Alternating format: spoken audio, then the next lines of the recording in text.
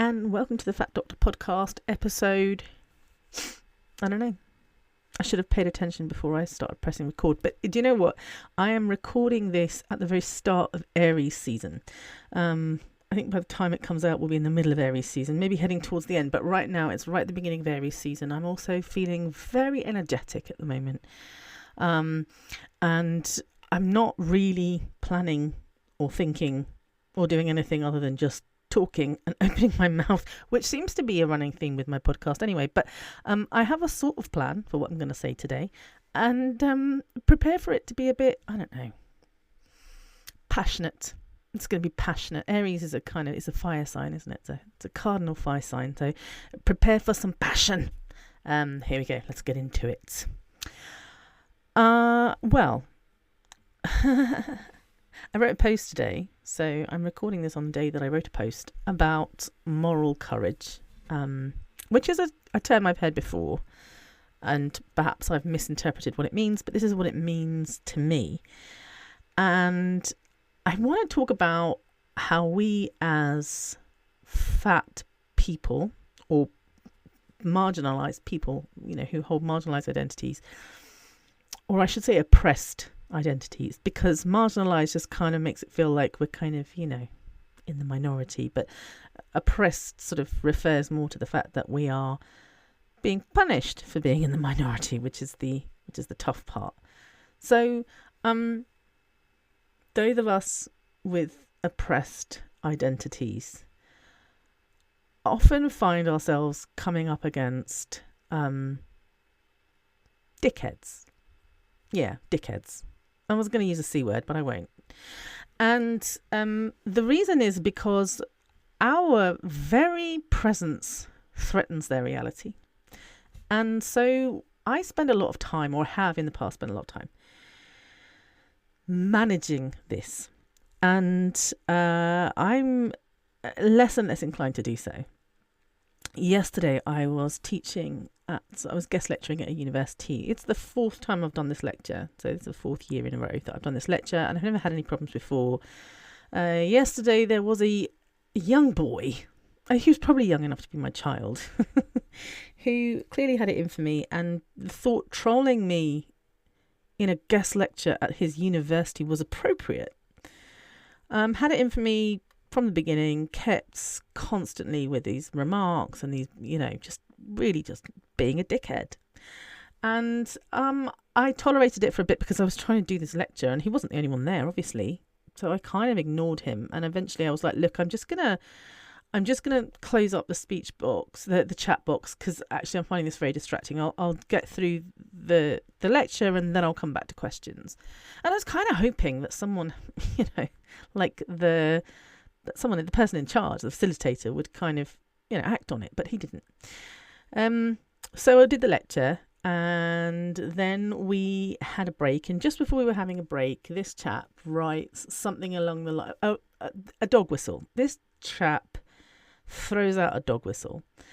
And you know what happens when they do. They say something that, in of itself makes perfect sense. Even in the context of a guest lecture would make perfect sense. It was a little bit rude, this comment, but not the end of the world. I'm actually going to go and get the comment. It's on my phone.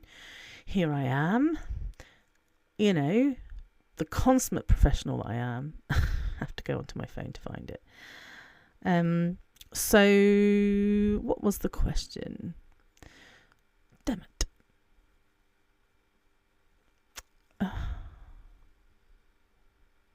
Asher, like we're familiar with each other, we're friends. Clearly we're not friends. Does the food we eat matter, or should we eat whatever we like? Dog whistle. And you know why this is a dog whistle, right? Because when I talk about what you eat, it's a very small proportion of what I talk about. I generally don't talk that much about nutrition. Those of you who follow me, who listen to my podcast, or follow me on social media, or read my emails every day, know that I don't talk about nutrition that often. And I don't, because it's not my area of expertise. And generally when I talk about nutrition, I am simply passing on the knowledge that I have gleaned from the experts that I choose to follow. And I actually, in this lecture, gave a long list of those experts. I said, look, I'm not an expert in food, but here is the list of some experts. And I listed them, some great people whom I've talked about in the past. But, this whole, can we just eat whatever we like? It's a dog whistle. It is trying to engage me in a conversation I don't want to have. Because I'm not that interested in what you eat. I really don't care. You can eat whatever you want. I don't care. I can say that as a doctor. I can say that as a podcaster. I can say that as your friend. I don't care what you eat. I think that what you eat is a very small proportion of you as a whole. And if you want to eat whatever you like, then eat whatever you like. And if you don't want to eat whatever you like, then don't eat whatever you like. But it's not really any of my business. And it's not something I'm going to spend time talking about or arguing about, because I have more important things to do with my life. But people love, and of course, I should mention that the group I was lecturing were studying, not necessarily nutrition. They weren't studying to be nutritionists, but they all were studying some kind of this particular course, I should say, this particular semester was a course on nutrition.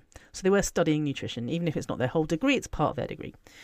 So, of course, it's appropriate to ask about nutrition in this case, but seeing as they're studying it, they probably know more than I do. And I was there to give a weight stigma lecture, not to talk about nutrition. And I didn't mention food in anything that I said. I talked about weight stigma because I think it's really important. And I think it's really important that nutritionists, future dietitians understand weight stigma. And oddly enough, so do some people who, run these lectures. So that's why they invite me to be a guest speaker. I'm going to do another one on Friday. It's an honor to be able to talk to people who are training, because I think that reaching them at that stage in their career is really important. So I wasn't talking about nutrition, but this person, had a bone to pick with me.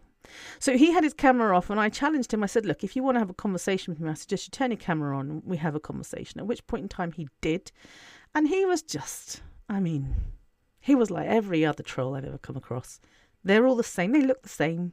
They act the same. They say the same things. It's boring, really. It was awkward because this was not the time or the place to be having this conversation. And normally I don't engage in these conversations anymore because you're not paying me to do it. But in this case, I was a guest lecturer. And so I felt that I needed to at least try and engage him. And he got more and more hostile.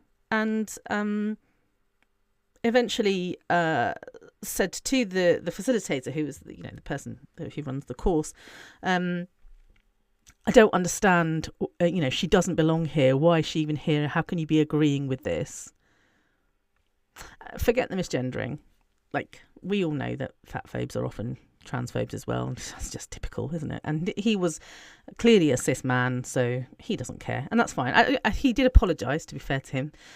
Claimed he didn't mean to do it. I don't believe him, but that doesn't matter. It's irrelevant. What was relevant was his decision that I didn't belong there. Because how dare he? That was my issue. How dare he challenge whether I belonged in that room? Because I absolutely did. And I'm telling you all of this because those of you who are listening to me today probably have been in similar situations, or if not yet, will be in similar situations where people really do not believe you have the right to be in a space, let alone to take up space.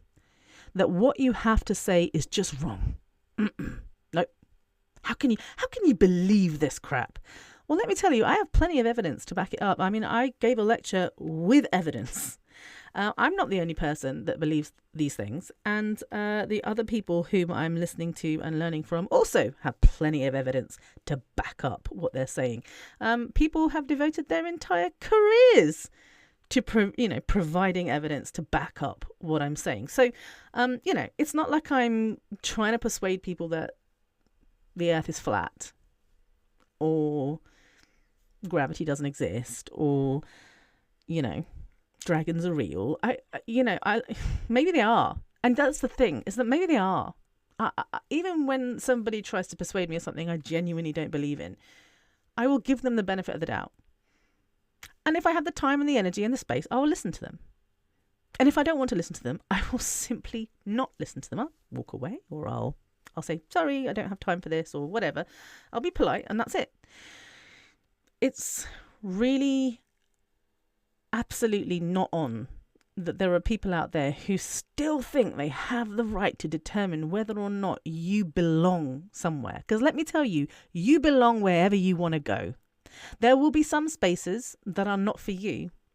And that's probably because you're in a privileged position where you don't need access to that space. So, for example, if it's a black only space, then it's not for you unless you're black. If it's a fat only space, it's not for you unless you're fat. If it's a queer only space, it's not for you unless you're queer. But other than that, you belong everywhere. No one can tell you that you don't belong somewhere. No one can tell you that just because you are challenging the status quo, somehow you are less than, because you're not. And, you know, these very people who kind of make all sorts of accusations, like I'm cherry picking data, or I don't know, what do they say to me? Well, they always want, like, you know, prove it. Where's your evidence? Like, I am often giving out evidence, but I don't have to defend every single one of my comments with evidence, especially not on social media. Sure, if I'm doing a lecture, fair enough, but you know, not on social media, because this person was challenging a post I made in January. I don't have the time to go down to that post, but it was basically a post I'd made where I was like, 4 top tips for healthy eating in January from a doctor. And it was all of you knew, who read that post, I'm sure, knew that I was playing on a trope, which was top tips for healthy eating. I know a lot of my nutritionists and dietitians friends do this, where we're trying to sort of hop on that trend and challenge that trend. And so I basically said, eat what you like. Right? Eat what makes you happy. Eat what you can afford. These kind of things. And he took real issue with it. He took real umbrage. How dare you make this post? Because I want to. Because it's my Instagram. Because I can. Because I will. It's none of your fucking business, is all I have to say to that. It is none of your fucking business. You don't like it? Don't read it. Don't want to hear what I have to say?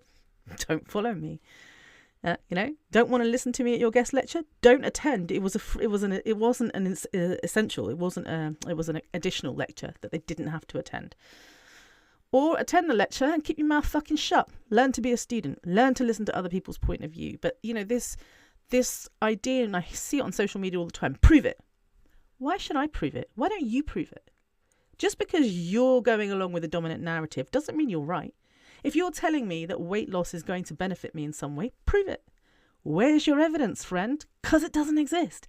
There is no evidence whatsoever that weight loss is sustainable beyond 2 years for the vast majority of people. It doesn't exist. And I'm not going to prove that to you by showing you a lack of evidence. It is your responsibility to prove it to me by showing me the evidence that it exists. And it doesn't. But you go ahead. If you think I'm wrong, present your evidence. I'm waiting. I'll listen. I'll look. It's got to be more than 2 years, though. Otherwise, I'm not interested. And people will make all sorts of excuses. Yeah, but it's really hard to do a study beyond 2 years. And this is my problem. Why? How? How is this my problem? And there are studies. It's not like there aren't any, which is different. There are plenty of studies that have looked at 10 years, 15 years, 20 years. So, if they exist and they show no difference, then it's even more your responsibility to provide one that does show a difference. So this whole, prove it. Why? Why is it my job? And there's always there is a sense of entitlement amongst these people. They believe that they're entitled to your time and your labour. And guess what? They're not. Nobody is. Nobody is entitled to my time and labour. I get to decide whom I'm going to give my time and labour to. And I have made a conscious decision that with the little time and energy that I have, I will dedicate it to fat people. In particular, fat people with lots of oppressed identities. I am focusing on the fattest people. I am focusing on fat trans people, fat black people, fat disabled people, fat neurodivergent people, fat queer people. These are my people. These are the people I'm going to spend time and energy. If you are one of these people and you have a question for me or you have a comment, I'm going to spend my time, as long as assuming I have some time and energy, I'll give it to you. Sure, if you're none of those things, then no, I have better things to do with my life. The other thing is that we're not entitled to boundaries according to these folks. And that's another thing I want to, I think this is turning into maybe the title will be fat activism, something about fat activism. I'm not going to say fat activism 101 because like I've done that already. I'll have to come up with a clever title. But this is turning into a podcast about fat activism, isn't it? It's clear to me that that's where we're headed. So, yeah, as a fat person who is choosing to say no to dieting, who is choosing not to try and shrink their bodies, you are entitled to have boundaries. You don't have to explain your decisions to anyone. Not your family, not your friends, your colleagues, your co-workers, random people in the street, certainly not your doctors or your nurses. If you are not going to actively pursue weight loss, that's your damn business. And nobody gets to tell you otherwise. They don't get to question you or challenge you or quote unquote play devil's advocate. No thanks. I'm not interested in a devil's advocate. I am a human being with capacity who is competent enough to make decisions about my own body. And if I have decided not to pursue weight loss, it's none of your fucking business. I told you it was Aries season, and Mars is right there, like right there. I'm itching for a fight. I probably need to go and do some like boxing or something right after this. You know what people always say to me though? Well, if you're not willing to listen to other people's opinions, you're just setting up your own echo chamber. You know? Like, you need to listen to other people's... Stop cancelling people. Oh, it's cancel culture. You got to listen to all people's point of view. You know what? I am a big believer in listening to other people's point of view. But when it comes to weight loss, I have been listening to your point of view for the last 44 years. I've heard it all. Well, you think I'm stupid? You think I'm living under a rock? No, I'm perfectly aware of what you think and what you have to say. I don't need to listen to you anymore because I already did. When we talk about listening to other people's point of views, we are talking about the people who are challenging the dominant narrative. Those of us who are saying, actually, maybe there's another way.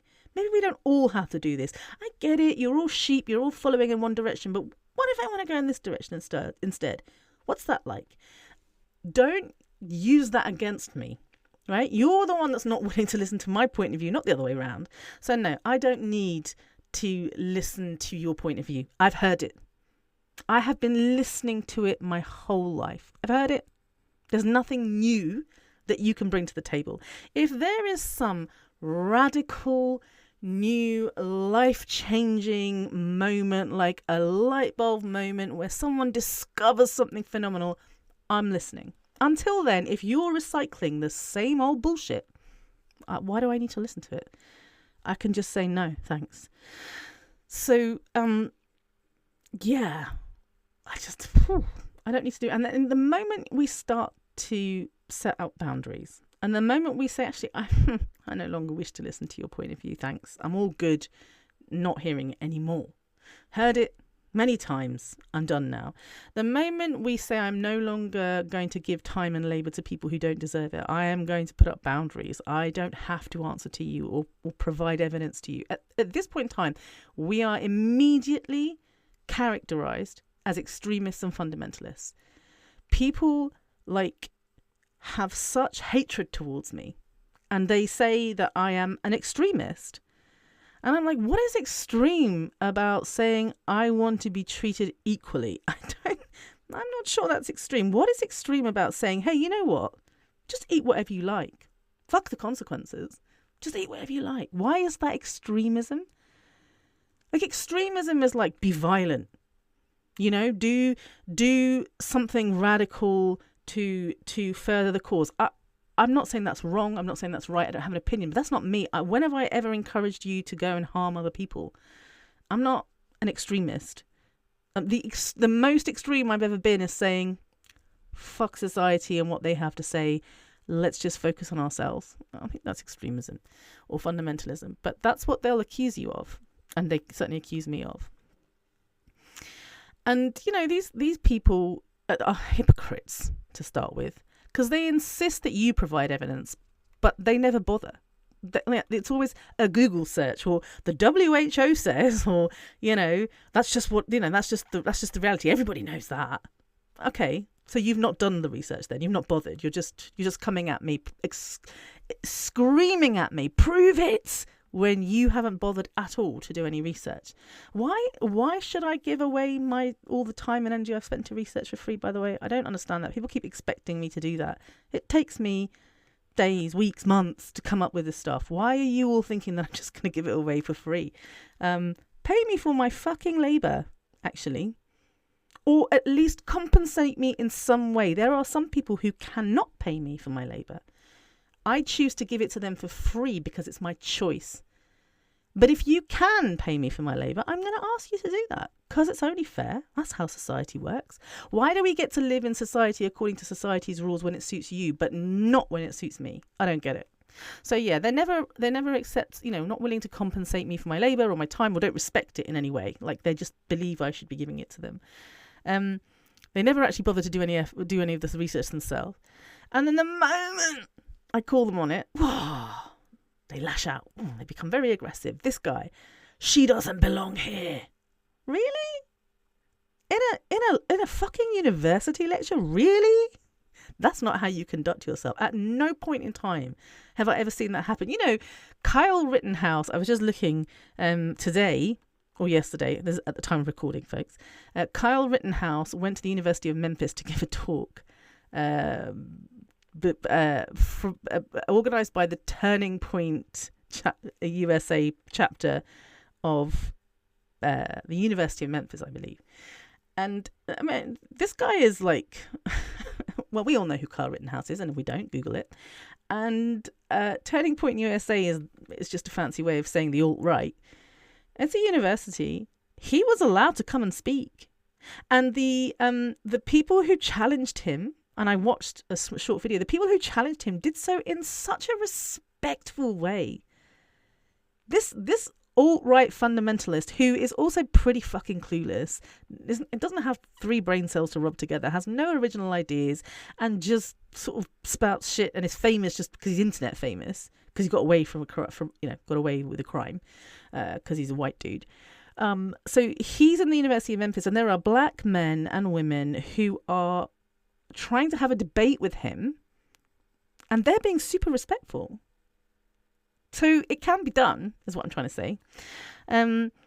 This lashing out is a sign of immaturity, really. It's a sign that you have a problem, not me. And I'm tired of having to deal with your tantrums. They will attack my character the moment, I have something intelligent to say, or I do present the evidence, then they'll attack my character, And they, this white fragility bullshit, this weaponizing, like, you've hurt me. I don't care. I'm good. And I meant it. And there are some occasions, if you attack me, I will attack you back. Well, am I supposed to just sit there and take it? No.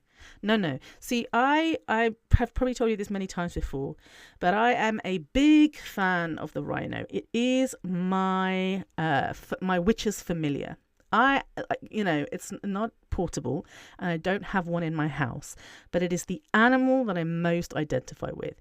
I fucking love rhinos. They are, first of all, so someone pointed out, the fat unicorn. Ever since then, I have just been like, my God, of course they are. But what I love about rhinos is they're actually very peaceful, right? They're not predators. They eat grass and trees. In fact, they have these big mouths that are designed to hoover up food, because they need a lot of food because they're big, right? They're like 3 tons. They're not small, but they're not prey because they're not small. No one can prey on them. Who's gonna take down a rhino? So they're just there, and they're actually they have this really thick armor, right? That their skin it's like armor plated. They have this massive nose horn, which you don't want to get on the wrong side of. And if you come at them, they will charge. But they're not going to charge you for no reason. They charge when they're threatened. And I'm the same. I'm not a predator. I'm not out to get you. I have never been a predator. I am quite happy sitting here munching on grass. And if you leave me be, I'll just do my thing. And people who want to be around me will be around me. And people who don't want to be around me don't have to be around me. But if you attack me, and people are attacking rhinos all the time, right? Because, rhinos are constantly under threat. And when you attack me, I'm fucking going to charge. Why wouldn't I? I am built like a rhino, and I'm strong, and I have a horn, and I will use it to destroy you, but only if you come for me, only if you threaten me, only at a last resort. So don't weaponize your tears against me. It's not going to work. I don't attack people. I have a long history. Like, you can, I'm very open and very honest. You can ask anyone. Yeah, I can be very aggressive, but only when pushed. There is no history of me coming after people and attacking people for no reason. They got to push my buttons first. I think when I was first on social media, I allowed people to push my buttons far too many times, and I needed to learn to chill the fuck out. The Mars really, ruled a lot of my... Even though I have 0 planets in Aries, and Aries isn't... or any of the 5 signs. I'm a Sagittarius rising, for those who care. So there is a real fiery passion inside of me. And so, I have learned to temper that fire and that energy over time, and certainly had a baptism of fire when it came to social media. But I'm not a violent person. But you get violent with me, you're going to get hurt and tough shit on you. And I'm not apologizing. Shouldn't have attacked me. Serve you fucking right. And there is this white supremacy. Anyone who's familiar with Robert, gosh, I've forgotten his name. I remember Tema Okun's name, but I don't remember a gentleman's name. But anyway, anyone who is familiar with their work on white supremacy in the workplace knows that, paternalism, a need to be heard and to be comforted, and that there's one right way, and it's my way, and everything's very binary, yes or no, and it's all about worship of the written word. We all know this is all classic white supremacy, and I am in the business of challenging white supremacy. I've never claimed to know more than you do just because I'm a doctor. Definitely don't think that.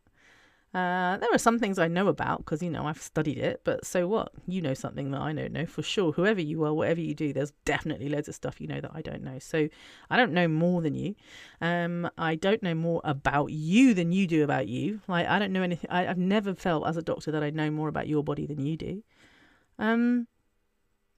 So, let's not. I'm not going to stoop to people's levels when they come at me anymore, is what I'm trying to say. And so what does that look like? Well, in the middle of that lecture, I tell you, I felt really good about it. To be fair, it was winding down. But I was waiting for the facilitator to do something. And when I realised that the facilitators were not going to do anything and this man was just going to carry on, I looked at him and went, yeah, I'm done here now. I think we can just draw this to a close and end it here. We were coming to the end. I'd given a lecture, and so I was like, yeah, all right. It was nice meeting you all. I'm out. Bye. And I hung up. I didn't even let them respond. I hung up. If they want to take umbrage with that, then they can. They didn't. They were very apologetic. Kind of. I don't think this person is going to be dealt with in any way. I don't think this person has ever been dealt with in any way. I imagine he will always be allowed to get away with his behaviour because of who he is. He's a thin, white, cis man, conventionally attractive, probably is going to end up working in kind of exercise physiology. I don't think he's going to be a nutritionist. He struck me as a future gym bro. Nasty piece of work. I feel sorry for anyone who's going to end up working with him, but no one will challenge him and no one will punish him for his behaviour because he's, these people will always be allowed to get away with it, and that's okay. But what I refuse to do is lower myself to that anymore. No, not for me. And so I hang up. I walk away. I say bye. I block. I delete. I'm done. I don't have time for this anymore. And I would encourage you to do the same thing. The reason I'm recording this episode really and sharing all of this with you, because you might be like, well, Asha, what's this got to do with me? is that I feel like a lot of you are in a similar boat to me. And some of you maybe, you know, when you have a qualification, oh crap, what happened? Electricity all went off. Oh, come back on. There you go. Oh, let's turn this back on. Power cut in the middle of a recording. I'm going to leave that in. I'm not even going to edit that out. I just want you to know this is what happens sometimes. My light's now funny. It's making me look a little bit blue. All right, back to it. So where was I? Yeah, when you have this qualification, like I do, which is, I don't want to say considered like I mean, who knows what people think about doctors, but you know, a lot of people, for me, it's always given me a lot of status. A lot of people have been like, oh, you're a doctor, like you must know everything, which we all know is bullshit anyway, but people have always treated me with a certain amount of respect that I imagine many of you following me don't have or haven't had access to. So I get to walk around the world, and have done since quite a young age, with this kind of slightly, I don't know, arrogant, is that the right word? Arrogance, confidence. I don't know. You know, I'm cocky, and I get that because I have always had that kind of level of respect whenever I've walked into a room.